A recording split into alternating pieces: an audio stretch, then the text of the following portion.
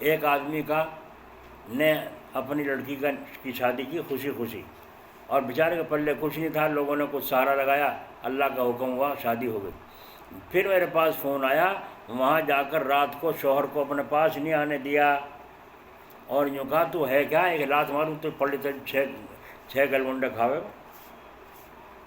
دیکھا آپ نے، اس طریقے سے بدتمیزی سے پیش آئی، شوہر کے پاس نہیں لیٹی بیٹھی۔ اب وہ مجھ سے کہہ رہے ہیں کہ جی یوں ہوا، بتاؤ مرنا مر گیا غریب آدمی، اور کیسی مصیبت سامنے آئی۔ ہو رہا نہیں ہو رہا ہے؟ چپکے سے نکل کر لڑکی جا کر کورٹ میرج کر رہی ہے، اور پھر ماں باپ کیسے، کوئی پتہ نہیں ماں باپ کو کیا ہو رہا ہے، اور اس کے بعد اپنا نکل کے صاحب رات دن ہمارے پاس قصہ آتے ہیں۔ یہ ظلم ہو رہا ہے۔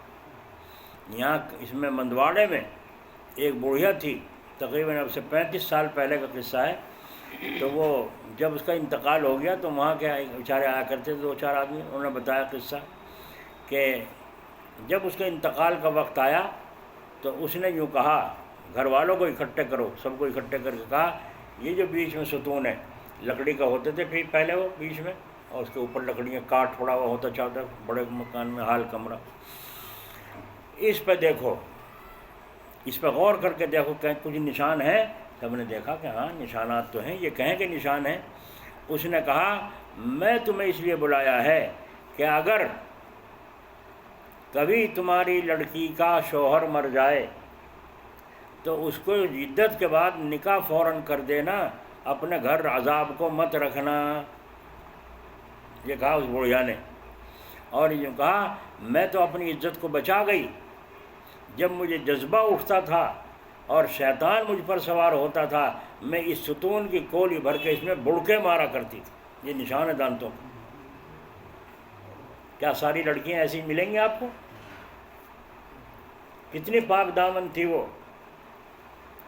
ایک یہیں حسین پور میں تھی قریشوں میں، مدت تک جب تک شادی ہوئی شوہر نے اس سے بات نہیں کی، اور اس نے بھی پردہ نہیں کھولا، اور کسی سے بھی کوئی ذکر نہیں کیا، نہ کوئی بچہ ہو، ہے نا، کوئی پڑوسی بھی یہ نہیں کہہ سکتا کہ ہم نے وہاں کھڑا ہوا دیکھا۔ کیا ساری عورتیں ایسی ہیں؟ جی، عزت خاک میں ملا دیتی ہیں جب اپنی پر آتی۔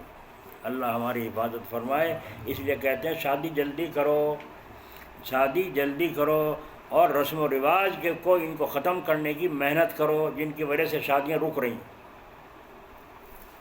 اور اگر شادی ہو گئی اور پھر اس سے مرد نے دوری کر لی تو پھر وہ جب تک تو شادی نہیں ہوئی تھی نبھ رہی تھی، اور اب تو معاملہ خراب ہو گیا، شادی ہو چکی ہے۔